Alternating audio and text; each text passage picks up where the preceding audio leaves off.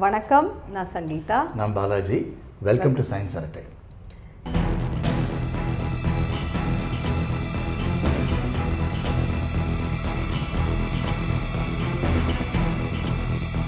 இன்றைக்கி நம்ம வீடியோவில் முதல்ல ஒரு சின்ன கற்பனை கதையோடு ஆரம்பிக்கிறோம். கற்பனை கதை சோழர்களும் பாண்டியர்களுக்கும் நடுவில் நடந்த ஒரு சண்டை.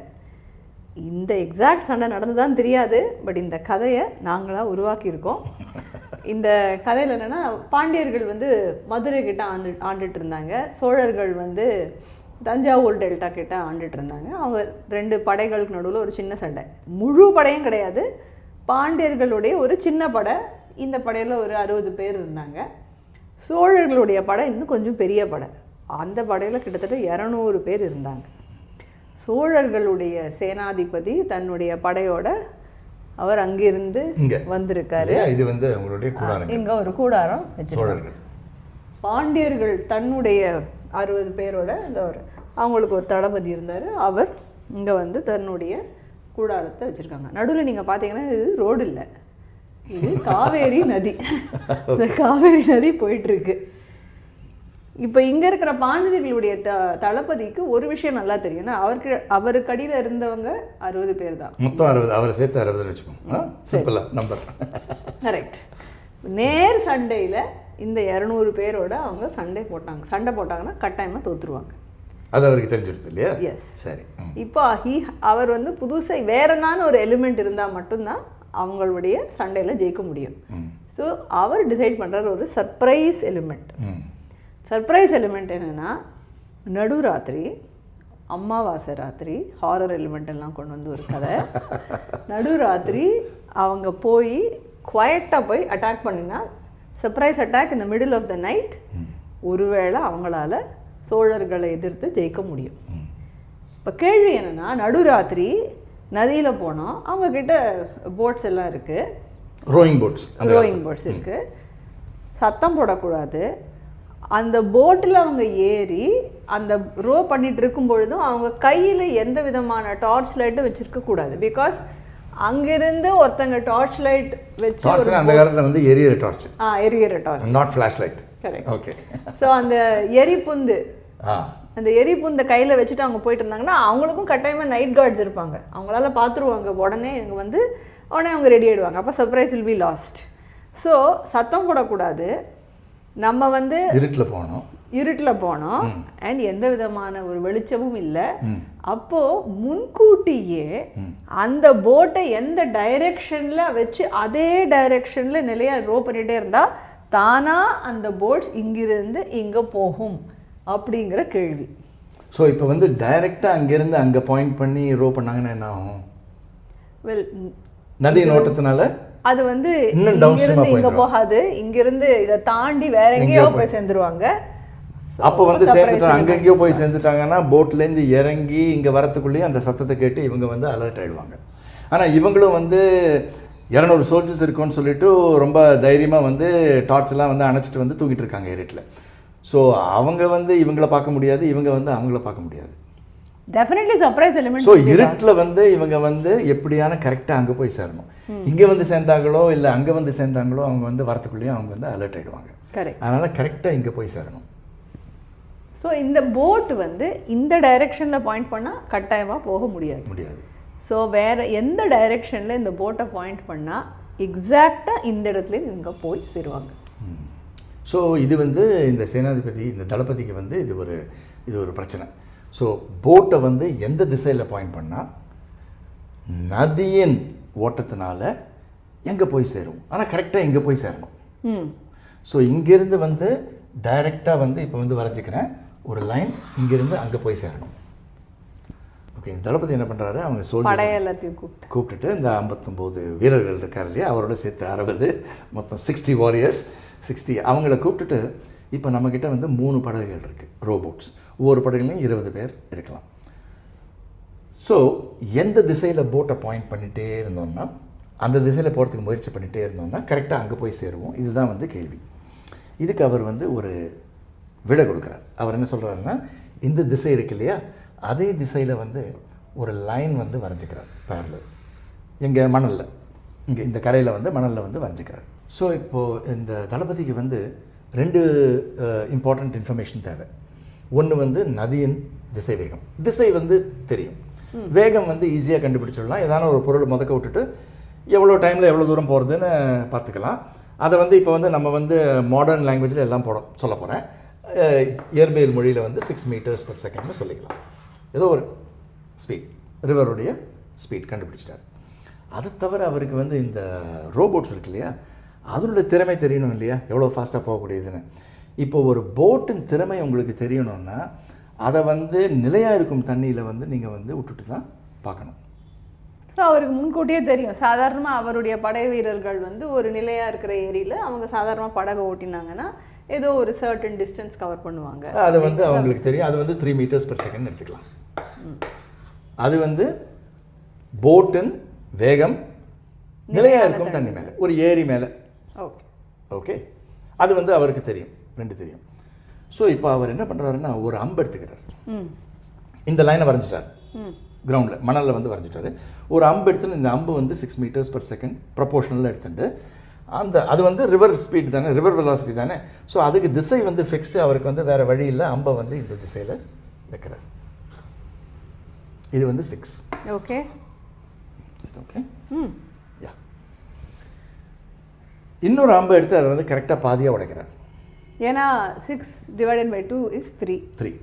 ஸோ 3 meters per second அது வந்து நிலையாக இருக்கும் தண்ணியில் வந்து இந்த ரோபோட்ஸ் போகக்கூடிய ஸ்பீட். ஒரு விஷயம் ஞாபகம் வச்சுக்கணும், இப்போ நிலையாக இருக்க தண்ணியில் வந்து இந்த போட்ஸை வந்து எந்த திசையில் பாயிண்ட் பண்ணாலும் அந்த திசையில் தான் போகும், அதே திசையில் போயிட்டே இருக்கும், அதே திசையில் போயிட்டே இருக்கும். ஆனால் வந்து நதியில் அந்த கதை மாறிடுச்சு.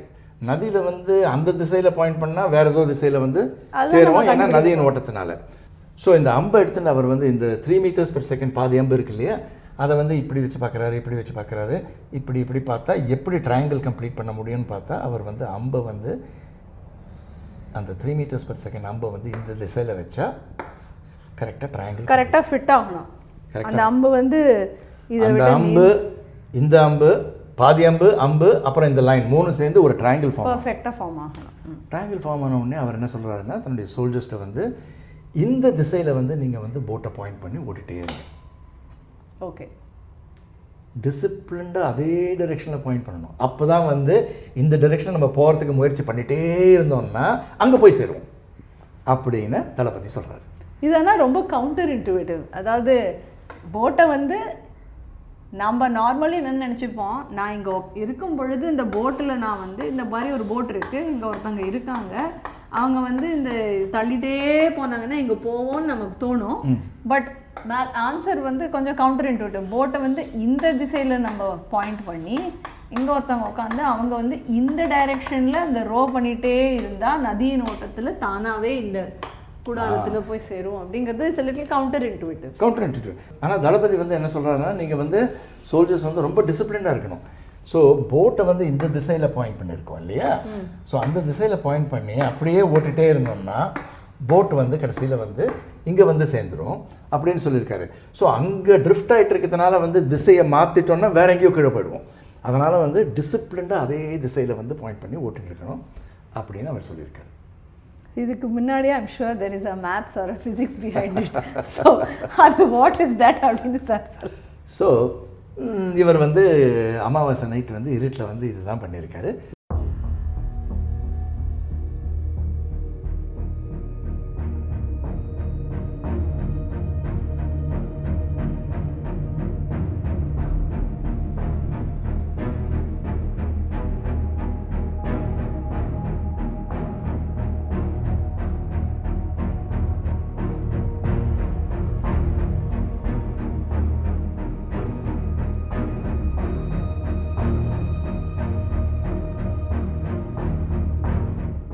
பண்ணிட்டு வந்து நேராக போய் கூடாரத்தில் போய் எனிமியின் கூடாரத்தில் போய் சேர்ந்து நைட்டில் வந்து அவங்கள சர்ப்ரைஸ் அட்டாக் பண்ணி அவங்கள வந்து கைது பண்ணிட்டாங்க. ஓகே, ஸோ கதை முடிஞ்சது இல்லையா? But what is the maths? நீங்கள் கேட்குறது வந்து இது ஏன் ஒர்க் அவுட் ஆச்சுன்ட்டு. யா ஸோ இது ஏன் ஒர்க் அவுட் ஆச்சு? ஓகே, அதுக்கு வந்து நான் வந்து இப்போ வந்து அது எக்ஸ்ப்ளனேஷன் வந்து இயற்பியல் மொழியில் வந்து சொல்ல போகிறேன். I am introducing the concept of frames of reference. குறிப்பு சட்டகம் okay. So frame of reference இங்கே வந்து 2 ஃப்ரேம்ஸ் இருக்குது. ஒன்று வந்து கிரவுண்ட் ஃப்ரேம். கிரவுண்ட் ஃப்ரேம்னா இங்கே நதி கரையில் யாரோ ஒருத்தர் நின்றுட்டுருக்காங்கன்னு வச்சுக்கோங்க. அவருடைய பார்வையில் நதியின் வேகம் 6 மீட்டர்/செகண்ட். அவருடைய சொந்த திசை வேகம் 0. ஆமாம், நான் இங்கே நின்றுட்டு இருக்கும்போது இந்த நதி ஓடிட்டு இருக்கு. ஓகே. ஸோ இவருடைய இது வந்து கிரவுண்ட் ஃப்ரேமில். ஓகே. கிரவுண்ட் ஃப்ரேமில் வந்து போட் வந்து கரெக்டாக இந்த இவங்க ரோபோட்ஸ் வந்து கரெக்டாக அங்கே போய் சேர்ந்துருக்கு, அந்த திசையில் போயிருக்கு. யா, கரெக்டாக பண்ணியிருந்தாங்கன்னா. கரெக்ட். ஓகே. ஸோ இது வந்து கிரவுண்ட் ஃப்ரேம். இன்னொரு ஃப்ரேம் வந்து ரிவர் ஃப்ரேம். ரிவர் ஃப்ரேம் என்னென்னா வந்து நம்மளும் வந்து ரிவரோடு போயிட்டே இருக்கோம். அப்போ நம்ம ரிவரில் இருக்கோம் அப்படின்னு தேவையில்லை. 2 சாய்ஸ் இருக்குது. ஒன்று, ஒரு தெப்பத்தை முதக்க விட்டுட்டு ராஃப்ட் அது மேலே உட்காந்தோன்னா நம்ம வந்து ரிவரோட 6 மீட்டர்ஸ்/செகண்டில் போயிட்டுருப்போம். அது வந்து நம்மளுடைய பார்வையில் நம்ம பார்க்குற வெலாசிட்டிஸ் எல்லாமே வந்து ரிவர் ஃப்ரேம்னு சொல்லுவோம். ரிவர் ஃப்ரேமில் கிடைக்கிற வெலாசிட்டிஸ். இல்லை இங்கே நதி பக்கத்தில் இந்த கரையில் கூட நம்ம அதே ஸ்பீடில் ஓடினா கூட ரிவர் ஃப்ரேமில் தான் இருக்கும். அதோட நதியோடைய அதே ஸ்பீடில் நம்ம அதே திசை வேகம், திசையும் ஸ்பீடும் அதோட போனோம்னா நம்ம வந்து நதியின் ஃப்ரேமில் இருப்போம். அந்த ஃப்ரேமில் பார்த்தீங்கன்னா நதி வந்து நிலையாக இருக்கும். ஆமாம். இப்போ ஒரு ராஃப்டில் நம்ம போயிட்டே இருந்தோம்னா நம்ம பார்வையில் வந்து நதி நிலையாக இருக்கும். தண்ணி வந்து ஓடிட்டு இருக்காது. பக்கத்தில் ஒரு பிரான்ச்சோ ஏதோ ஃப்ளோட் ஆகிட்டுருக்குன்னு வச்சுக்கோங்க, நம்ம பக்கத்துலேயே இருக்கும். யா, கரெக்ட். ஸோ அது வந்து தண்ணி நிலையாக இருக்க மாதிரி அது வந்து ஏரி மாதிரி நம்மளுக்கு தோணும். இல்லை இது பக்கத்துலேயே நம்ம ஓடினா கூட தண்ணி வந்து நிலையாக இருக்க மாதிரி தோணும். ஸோ இந்த வெலாசிட்டின்றது வந்து it's relative to different frames. Ground ஃப்ரேமில் நதியின் வெலாசிட்டி 6 மீட்டர்ஸ்/செகண்ட் வலது பக்கத்துக்கு. ரிவர் ஃப்ரேமில் ரிவருடைய வெலாசிட்டி 0. யா. இப்போ வந்து ரிவர் ஃப்ரேமில் வந்து நம்ம இப்போ நடந்த சம்பவம் என்ன சம்பவம் நடந்திருக்கு, அவர் வந்து போட்டை இந்த டிரெக்ஷனில் பாயிண்ட் பண்ணிவிட்டு கரெக்டாக அங்கே போய் சேர்ந்துருக்காரு. இதே சம்பவத்தை வந்து நம்ம வந்து ரிவர் ஃப்ரேமில் பார்ப்போம். இப்போ நம்ம இதெல்லாம் டிஸ்கிரைப் பண்ணது வந்து கிரவுண்ட் ஃப்ரேம். இப்போ ரிவர் ஃப்ரேமில் பார்ப்போம். ரிவர் ஃப்ரேமில் நீங்கள் வந்து ரிவரோடு போயிட்டே இருந்தீங்கன்னா அது வந்து ஏரியா மாறிடுச்சு. அந்த ஃப்ரேமில் போட் வந்து எந்த திசையில் பாயிண்ட் பண்ணுறீங்களோ அந்த திசையில் தான் போகும்.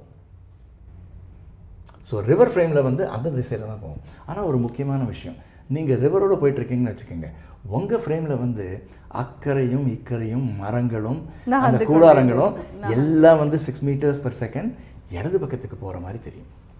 யா.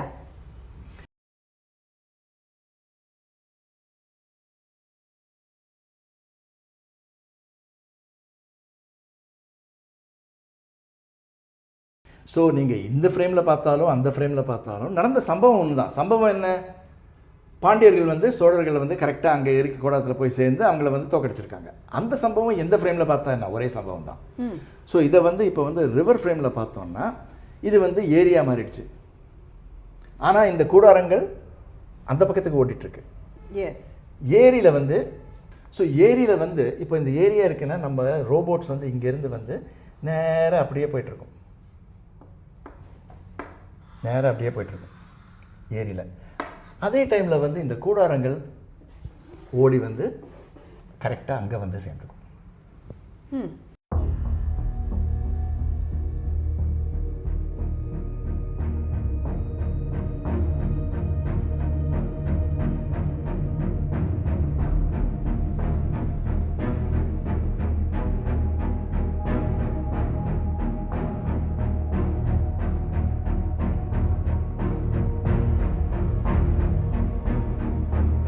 அப்போ தான் வந்து பாண்டியர்கள் வந்து சோழர்கள் இருக்க கூடாரத்துக்கு வந்து சேர்ந்த மாதிரி கிரவுண்ட் ஃப்ரேம்லேயும் தெரியும்.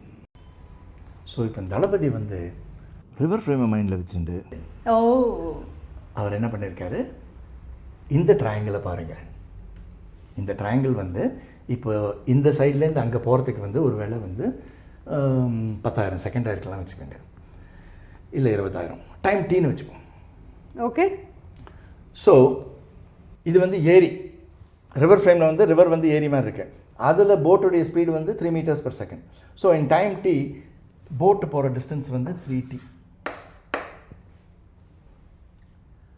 அதே டைமில் வந்து இந்த கூடாரங்கள் வந்து அங்கே வந்து சேர்றேன். கூடாரங்களுடைய ஸ்பீடு வந்து 6 metres per second. So in time T 60. இது வந்து 60. ஸோ ஒரு ட்ரையாங்கிள் கிடச்சிருது. ஒரு சைடு 3t, ஒரு சைடு 60. இது வந்து போட்டை பாயிண்ட் பண்ணுற திசை, ரைட்? ஸோ அவர் என்ன பண்ணியிருக்காருன்னா இந்த ட்ரையாங்கிளை வந்து சின்ன சைஸில் வந்து வரைஞ்சிருக்காரு. சிமிலர் ட்ரையாங்கிள் அதே ஆங்கிள்ஸை வச்சுட்டு. ஓகே. ஸோ இது வந்து 60, இது வந்து 3T பாதி, இது வந்து அதே திசை தான். ஸோ இந்த ஆங்கிள்ஸும் அந்த ஆங்கிள்ஸும் சிமிலர் ட்ரையாங்கிள்ஸில் ஆங்கிள்ஸ் மாறாது. யா. ஸோ அவருடைய லாஜிக் மறுபடியும் ரிப்பீட் பண்ணுறேன். ஒருவேளை கிரவுண்ட் ஃப்ரேமில் என்ன பார்க்குறோம், போட்டை அந்த திசையில் பாயிண்ட் பண்ணிவிட்டு ஓட்டினோன்னா கரெக்டாக வந்து சேர்ந்துட்டோன்னு வச்சுக்கோங்க. அதே வந்து ரிவர் ஃப்ரேமில் பார்த்தா போட் நேராக பாயிண்ட் பண்ண திசையில் போயிட்டுருக்கும். ஆனால் வந்து கூடாரங்கள் வந்து கரெக்டாக வந்து அங்கே சேரும். அதனால் வந்து இந்த ட்ரையாங்கிளை வந்து அவர் வந்து இங்கே வரைஞ்சிருக்காரு. சிமிலர் ட்ரையாங்கிள்ஸ் வரைஞ்சிட்டு அவர் என்ன சொல்லியிருக்காரு, இதே ஆங்கிளில் வந்து நீங்கள் வந்து போட்டை ரோ பண்ணுங்க. அவ்வளோதான்.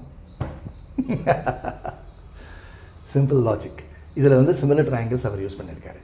ரெண்டாவது அவர் வந்து different frames of reference use பண்ணியிருக்காரா தெரியாது. அமாவாசை ராத்திரி நடுராத்திரி அவர் வந்து யோசிச்சிருப்பாரா? அவர் வந்து யோசிச்சிருக்கலாம். இந்த மாதிரி வந்து அந்த ஃப்ரேம் போயிருக்காரு. ஆனால் வந்து ஃப்ரேம் ஆஃப் ரெஃபரன்ஸ்னு லாங்குவேஜ் யூஸ் பண்ணியிருக்க மாட்டார். இப்போ நம்ம வந்து different frames of reference language use பண்ணியிருக்கோம். ஸோ இப்போ வந்து இதே வந்து நம்ம வந்து வெக்டர்ஸ் பாயிண்ட் ஆஃப் வியூவில் பார்க்கலாம். ஓகே. இந்த வீடியோ வந்து இதுக்கு வந்து 2 எய்ம் என்னோடது. ஒன்று வந்து ஃப்ரேம் ஆஃப் ரெஃபரன்ஸ் இன்ட்ரடியூஸ் பண்ணுறது, இன்னொன்று வந்து vectors and vector edition introduce பண்ணுறது. ஓகே. ஸோ வெக்டர்ஸ் பார்த்தீங்கன்னா இப்போ பாருங்கள், இங்கே 2 வெக்டர்ஸ் வரைஞ்சிருக்கேன். இப்போ ஒரு வெக்டருக்கு வந்து அளவு திசை ரெண்டுமே உண்டு. இப்போ இந்த வெக்டரை பாருங்கள், நான் வந்து திசையும் அளவும் மாற்றாமல் அதை நகர்த்துறேன். திசையும் அளவும் அது 2 தான் வந்து வெக்டருடைய ப்ராப்பர்ட்டிஸ். அதனால் வந்து அது 2த்தையும் மாற்றாமல் அந்த வெக்டரை வந்து ஒரு இடத்துலேருந்து இன்னொரு இடத்துக்கு நகர்த்தினா அந்த வெக்டர் வந்து மாறவில்லை. இப்போ இன்னொரு வெக்டர் இருக்குது பாருங்கள், அதையும் வந்து நான் வந்து இப்படி நகர்த்துறேன். திசையும் மாற்றவில்லை, அளவும் மாற்றவில்லை. அதனால் வந்து அந்த வெக்டர் வந்து மாறவில்லை, அதே வெக்டர் தான். ஸோ ஒரு வெக்டரை வந்து ஒரு இடத்துலேருந்து இன்னொரு இடத்துக்கு வந்து ஸ்லைட் பண்ணலாம். அதுக்கு வந்து டிரான்ஸ்லேஷன்னு பேர். இப்போது இங்கே பாருங்கள், இந்த வெக்டருடைய அளவு நான் மாற்ற போகிறேன்.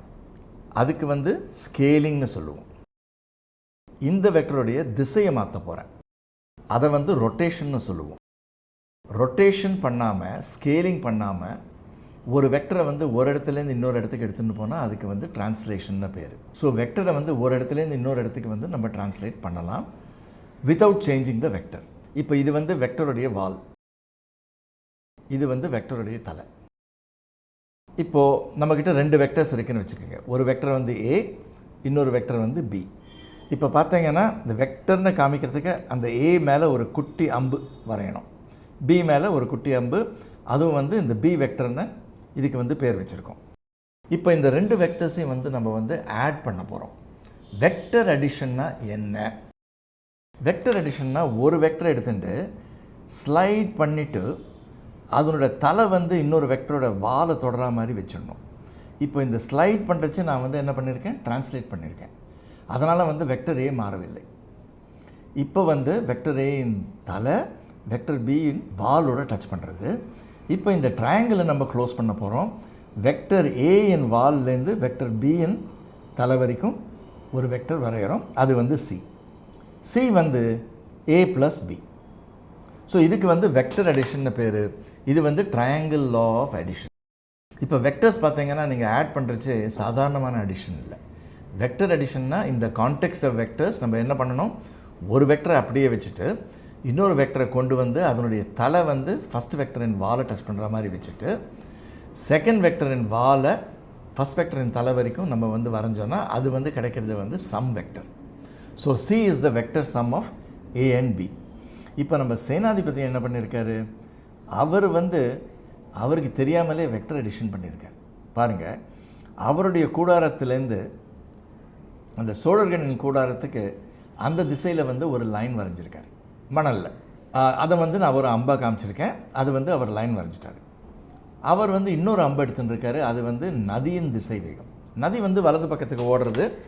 அந்த அம்பு வந்து proportional to 6 meters per second நதியின் வேகம். இந்த சேனாதிபதி நிலையாக இருக்கும் தண்ணியில் வந்து 3 meters per second ரோ பண்ண முடியும்னு அவருக்கு தெரியும். அதனால் வந்து இது 6 meters per second இருக்கிறதுனால இன்னொரு அம்பை எடுத்து அதை பாதியாக உடச்சிக்கிறார். அதை பாதியாக உடைச்சிண்டு அவர் என்ன பண்ணுறாரு, அந்த அம்பு இந்த அம்பு என்ன, இது வந்து நிலையாக இருக்கும் தண்ணியில் போட்டுடைய வேகம், இதை வந்து அவர் வந்து அட்ஜஸ்ட் பண்ணுறாரு. எப்படி அட்ஜஸ்ட் பண்ணுறாரு, ஒரு ட்ரையாங்கிள் கிடைக்கும்படியாக அட்ஜஸ்ட் பண்ணிட்டார். இப்போது இந்த வெக்டர் தான் A 3 m/s, இந்த வெக்டர் B, அவருக்கு கிடைக்கிறது வந்து இந்த வெக்டர் C.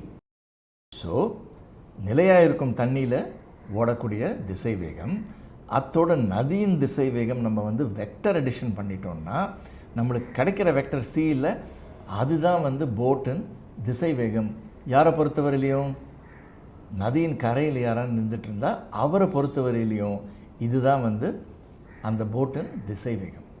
ஸோ போட்டு வந்து இப்போ வந்து ஏயின் திசை, அந்த திசையில் வந்து போட்டை வந்து அவங்க வந்து ரோ பண்ணிகிட்டே இருந்தாங்கன்னா சியின் திசையில் போய் சேர்ந்துருவாங்க. ஸோ இந்த சேனாதிபதி வந்து அவருக்கு தெரியாமலே அவர் வந்து வெக்டர் அடிஷன் பண்ணியிருக்கார். So A + B is C. So that's it. See you in the next video. Thank you. மறக்காமல் லைக், ஷேர் அண்ட் சப்ஸ்கிரைப் பட்டனை ப்ரெஸ் பண்ணுங்கள். வணக்கம்.